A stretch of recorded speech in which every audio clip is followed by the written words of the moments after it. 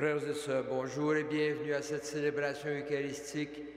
Bienvenue à ceux et celles qui se joignent à nous par le truchement de la télévision C'est les Lumières. Nous sommes rassemblés ce matin au nom du Père et du Fils et du Saint-Esprit.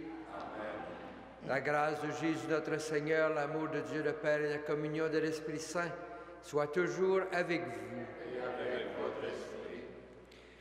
L'Église nous invite aujourd'hui à faire mémoire de Sainte Angèle de Mérici, connue pour le rôle qu'elle a joué comme fondatrice des Ursulines au XVe siècle. Elle avait un projet tout nouveau dans l'Église, une nouvelle façon de vivre la vie religieuse. Reconnaissons cette femme d'exception et prions aussi pour cette grande famille religieuse des Ursulines. Au début de cette célébration, prenons un moment pour reconnaître que nous sommes pécheurs. Demandons pardon au Seigneur pour nos fautes.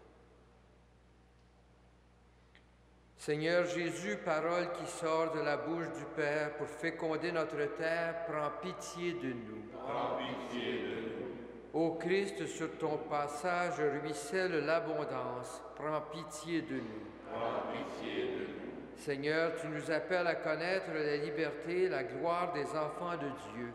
Prends pitié de nous. Prends pitié de nous. Que Dieu Tout-Puissant nous fasse miséricorde, qu'il nous pardonne nos péchés et nous conduise à la vie éternelle. Amen. Prions le Seigneur. Que la prière de Sainte Angèle Mérici nous recommande sans cesse à ta bonté, Seigneur. Dociles à ces exemples de prudence et de charité, nous pourrons être fidèles à ton enseignement et en témoigner dans toute notre vie, par Jésus-Christ notre Seigneur, qui vit et règne avec toi dans l'unité du Saint-Esprit pour les siècles des siècles. Amen.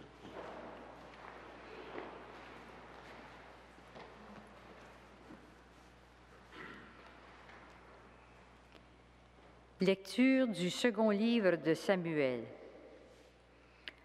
Au retour du printemps, à l'époque où les rois reprennent la guerre, David envoya Joab en expédition avec ses officiers et toute l'armée d'Israël. Ils massacrèrent les Ammonites et mirent le siège devant Rabat. David était resté à Jérusalem. À la fin d'un après-midi, après avoir pris son repos, il se promenait sur la terrasse du palais. Il aperçut une femme en train de se baigner. Cette femme était très belle. David fit demander qui elle était, et on lui répondit, « C'est Bethsabée, fille d'Éliam, la femme d'Urias le Hittite. » Alors David l'envoya chercher. Elle vint chez lui, et il dormit avec elle. La femme conçut, et elle fit savoir à David, « Je suis enceinte. » Alors David expédia ce message à Joab, « Envoie-moi Urias le Hittite. » Et Joab l'envoya à David. Lorsqu'Urias fut arrivé auprès de lui, David lui demanda comment allait Joab et l'armée et la guerre. Puis il lui dit, « Descends chez toi et repose-toi un peu. » Urias sortit du palais et le roi lui fit porter un des plats de sa table. Mais Urias passa la nuit à l'entrée du palais avec les gardes du roi. Il ne descendit pas chez lui. On annonça à David, « Urias n'est pas descendu chez lui. » Le lendemain, David l'invita à manger et à boire à sa table, et il l'enivra. Le soir, Urias sortit et alla se coucher dans la salle des gardes. Il ne descendit pas chez lui. Le matin suivant, David écrivit une lettre pour Joab et la fit porter par Urias. Il disait dans cette lettre, « Poussez Urias au plus fort de la mêlée, puis retirez-vous à distance, qu'il soit frappé et qu'il meure. » Joab, qui assiégeait la ville, fit exprès de placer Urias à un endroit où les ennemis étaient en force. Les assiégés firent une sortie contre Joab. Il y eut des tués dans l'armée, parmi les officiers de David, et Urias le Hittite mourut. Parole du Seigneur.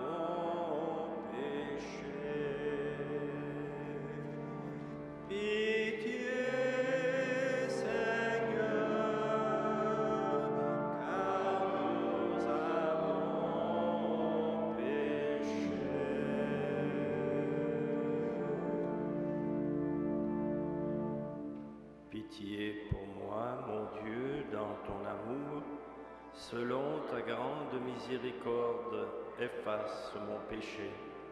Lave-moi tout entier de ma faute, purifie-moi de mon offense.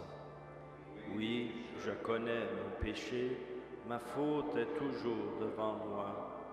Contre toi et toi seul j'ai péché, ce qui est mal à tes yeux, je l'ai fait. Ainsi, tu peux parler et montrer ta justice, être juge et montrer ta victoire. Moi, je suis né dans la faute, j'étais pécheur dès le sein de ma mère. Fais que j'entende les chants et la fête, ils danseront les eaux que tu broyais. Détourne ta face de mes fautes, enlève tous mes péchés. Pitié, Seigneur, car nous avons péché.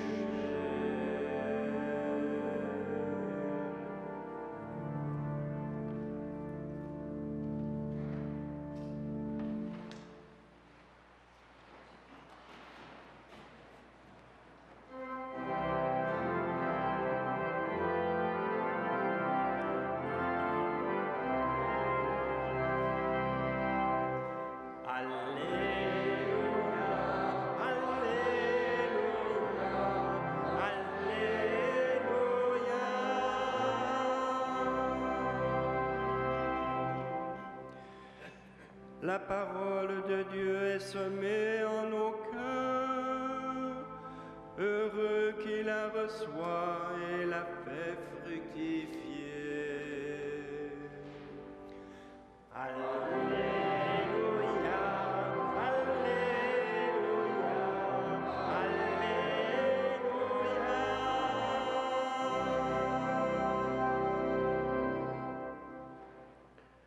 Le Seigneur soit avec vous. Évangile de Jésus-Christ selon saint Marc. Parlant à la foule en parabole, Jésus disait, « Il en est du règne de Dieu comme d'un homme qui jette le grain dans son champ. Nuit et jour, qu'il dorme ou qu'il se lève, la semence germe et grandit. Il ne sait comment. D'elle-même, la terre produit d'abord l'herbe, puis l'épi, enfin du blé plein l'épi. Et dès que le crin lui permet, on y met la faucille, car c'est le temps de la moisson. » Jésus disait encore, « À quoi pouvons-nous comparer le règne de Dieu? Par quelle parabole allons-nous le représenter? Il est comme une graine de moutarde. Quand on la sème en terre, elle est la plus petite de toutes les semences du monde. Mais quand on l'a semée, elle grandit et dépasse toutes les plantes potagères. et elle étend de longues branches, si bien que les oiseaux du ciel peuvent faire leur nid à son ombre. Par de nombreuses paraboles semblables, Jésus leur annonçait la parole, dans la mesure où ils étaient capables de la comprendre. Il ne leur disait rien sans employer des paraboles, mais en particulier, il expliquait tout à ses disciples. Acclamons la parole de Dieu. Louange à toi, Seigneur Jésus.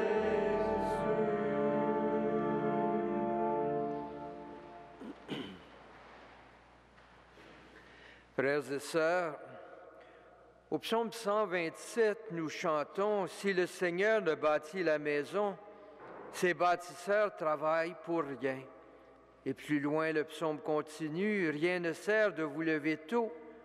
À son ami qui dort, Dieu donnera autant. »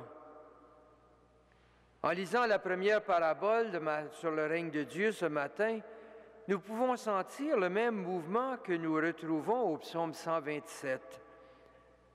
Dans une première lecture, ces textes peuvent bien sembler nous encourager à la paresse, à ne rien faire, laisser Dieu agir. Ce serait pourtant bien mal comprendre le sens de la parole de Dieu. Dans toute la Bible, Dieu invite son peuple à se mettre en marche courageusement, à travailler pour établir ce royaume, à travailler pour faire connaître le nom du Très-Haut. Et Jésus, pour sa part, nous invite à prendre notre croix, à marcher sur le chemin avec lui. Il complimente le serviteur que son maître trouvera au service. Le message n'est donc pas « ne faites rien ». Le message, on doit le trouver ailleurs. Pour y découvrir son sens, regardons l'exemple du roi David dont nous parle la première lecture. David était devenu un homme puissant qui pouvait avoir le sentiment que c'était lui qui bâtirait le royaume de Dieu. Et dans la première lecture, il est confronté à sa propre faiblesse, faiblesse qui le mène à commettre un crime pour cacher sa faute. Ce n'est pas par sa force seulement que David bâtira le royaume. Ce n'est pas lui qui construira le temple du Seigneur. Il devra apprendre à s'humilier devant Dieu, apprendre qu'il n'est qu'un homme pécheur et fragile dans les mains de Dieu. Il doit apprendre dans son humiliation que c'est Dieu qui règne et que son rôle, tout important qu'il soit, c'est l'humble serviteur de Dieu qui doit se mettre au service des autres. La leçon de l'homme qui jette le grain en terre est avant tout une invitation à découvrir que c'est Dieu qui est à l'œuvre et que c'est lui qui bâtit le royaume. Cette logique du semeur, c'était aussi la logique de Saint Frère André, qui marchait sur le Mont-Royal et peut-être, en laissant sourire et rire les sages, semait des médailles de Saint-Joseph. Comme le semeur de la parabole, Frère André savait depuis longtemps, il avait compris que ce n'était pas lui qui bâtirait un temple à Saint-Joseph, mais il avait aussi compris qu'il devait s'engager résolument et avec toute son énergie à rendre possible ce projet. Mais ce projet, c'était le projet de Dieu. C'est Dieu qui ferait croître le projet. Pour lui, l'oratoire, c'est l'œuvre de Dieu et de Saint Joseph.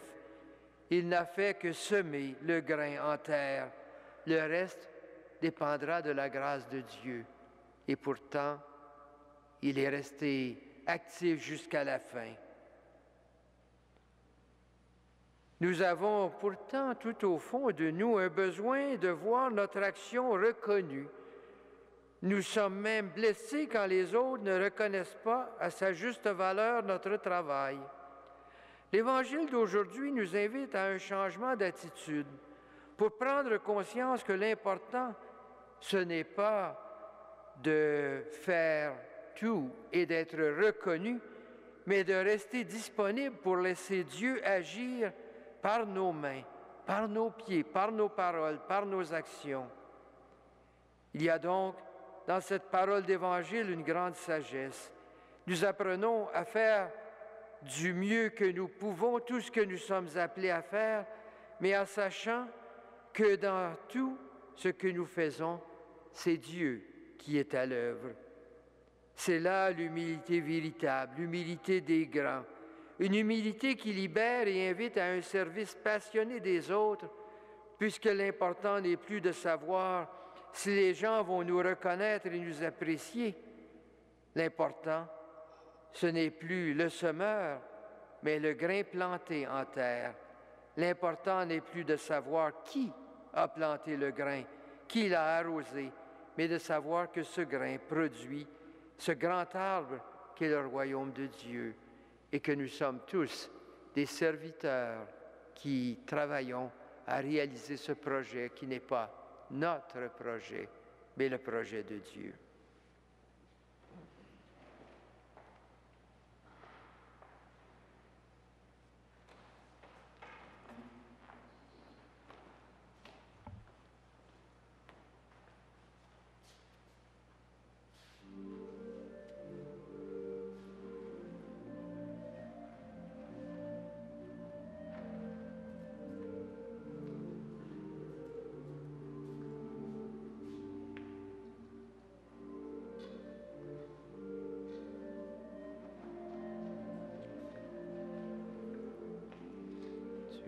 Seigneur, Dieu de l'univers, toi qui nous donnes ce pain, fruit de la terre et du travail humain, nous te présentons. Que ce pain soit pour nous le pain de la vie.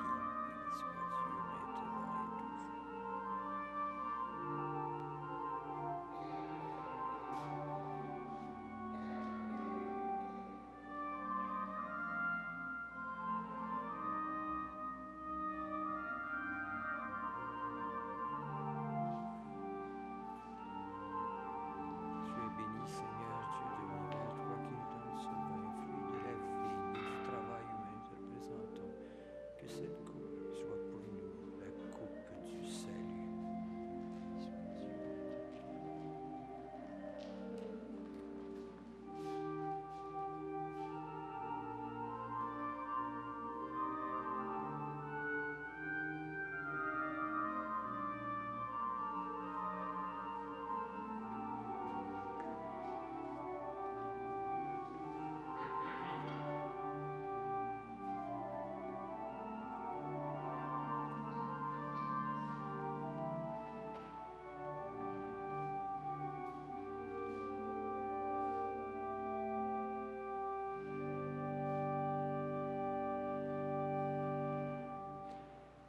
Prions ensemble au moment d'offrir le sacrifice de toute l'Église. Accepte, Seigneur, le sacrifice que ton peuple consacré t'offre aujourd'hui en l'honneur des saints. Que notre participation à ce mystère fasse de nous des témoins de ta charité par Jésus le Christ, notre Seigneur. Le Seigneur soit avec vous. Élevons notre cœur.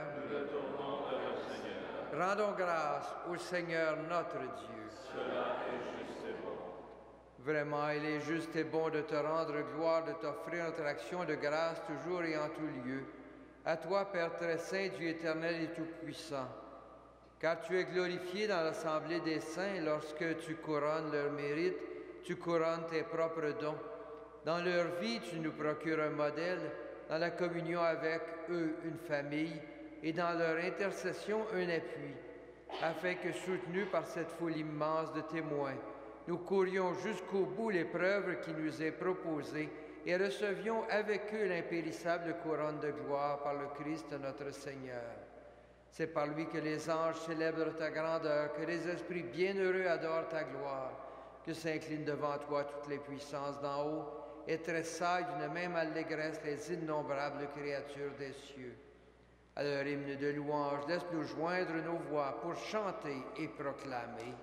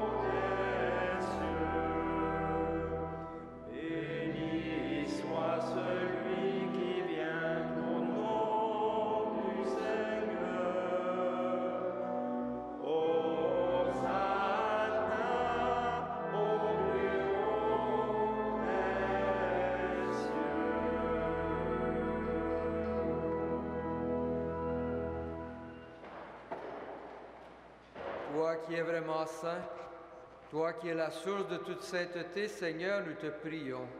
Sanctifie ces offrandes en répandant sur elles ton esprit, qu'elles deviennent pour nous le corps et le sang de Jésus, le Christ notre Seigneur. Au moment d'être livré et d'entrer librement dans sa passion, il prit le pain, il rendit grâce, il le rompit et le donna à ses disciples en disant, « Prenez et mangez-en tous, ceci est mon corps livré pour vous. »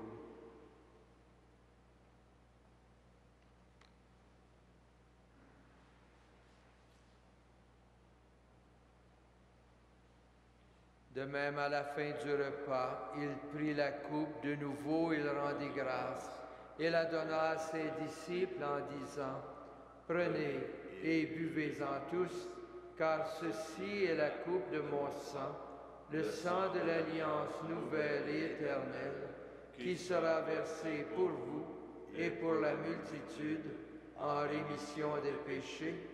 Vous ferez cela en mémoire de moi. »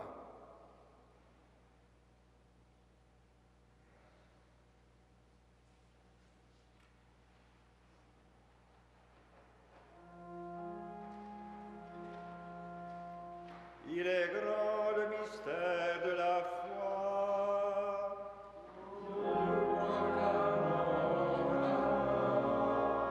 Seigneur Jésus,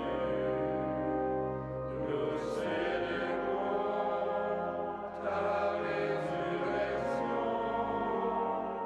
Nous attendons ta venue dans la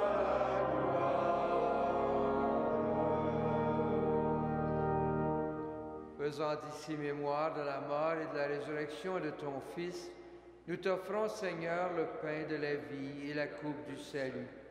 Et nous te rendons grâce, car tu nous as choisis pour servir en ta présence. Humblement, nous te demandons qu'en ayant part au corps et au sang du Christ, nous soyons rassemblés par l'Esprit Saint en un seul corps.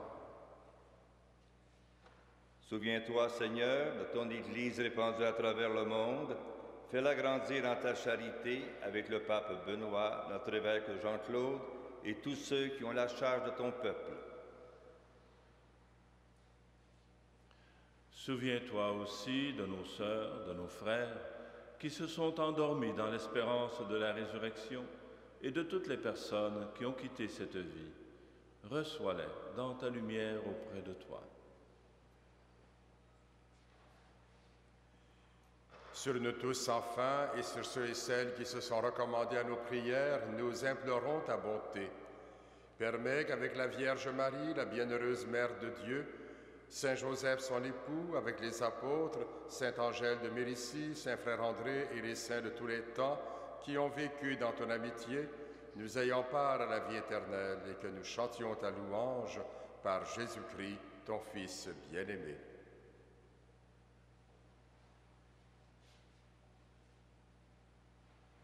Par lui, avec lui et en lui, à toi, Dieu le Père Tout-Puissant, dans l'unité du Saint-Esprit, tout honneur et toute gloire, pour les siècles des siècles.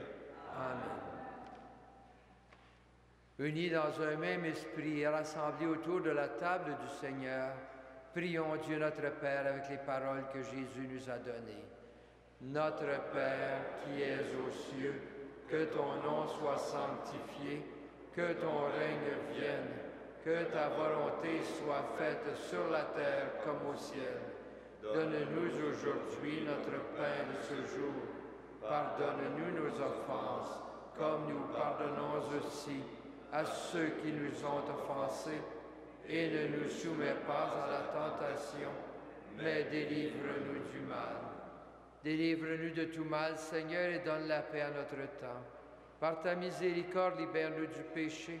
Rassure-nous devant les épreuves en cette vie où nous espérons le bonheur que tu promets et l'avènement de Jésus-Christ, notre Sauveur. Grâce à toi qu'appartiennent le règne, la puissance et la gloire pour les siècles des siècles. Seigneur Jésus-Christ, tu as dit à tes apôtres, je vous laisse la paix, je vous donne ma paix. Ne regarde pas nos péchés, mais la foi de ton Église. Pour que ta volonté s'accomplisse, donne-lui toujours cette paix et conduis-la vers l'unité parfaite, toi qui règnes pour les siècles des siècles. Amen. Que la paix du Seigneur soit toujours avec vous. Et avec votre esprit. Agneau de Dieu, qui enlève le péché du monde, prends pitié de nous. Agneau de Dieu, qui enlève le péché du monde, prends pitié de nous. Agneau de Dieu, qui enlève le péché du monde, donne-nous la paix.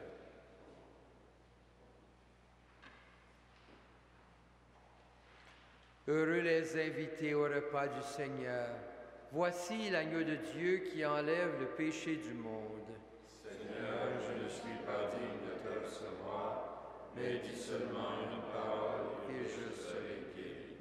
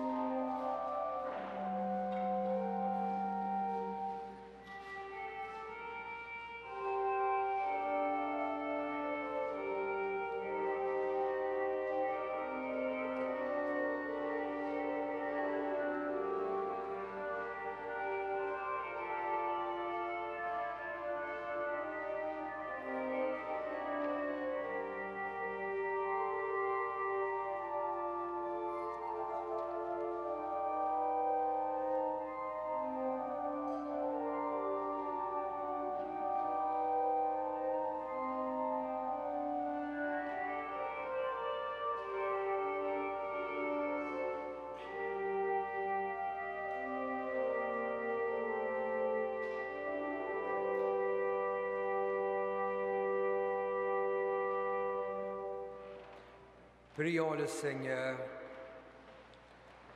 Que cette Eucharistie, Dieu Tout-Puissant, nous apporte lumière et ferveur en cette fête de Saint-Angèle Méricie, et que nos cœurs brûlent toujours du désir de la sainteté, et que notre vie se passe à faire le bien par Jésus le Christ, notre Seigneur. Amen. Le Seigneur soit avec vous. Que le Seigneur, le Dieu Tout-Puissant, vous bénisse, le Père, le Fils et le Saint-Esprit. Amen. Frères et sœurs, allez dans la paix et dans la joie du Christ.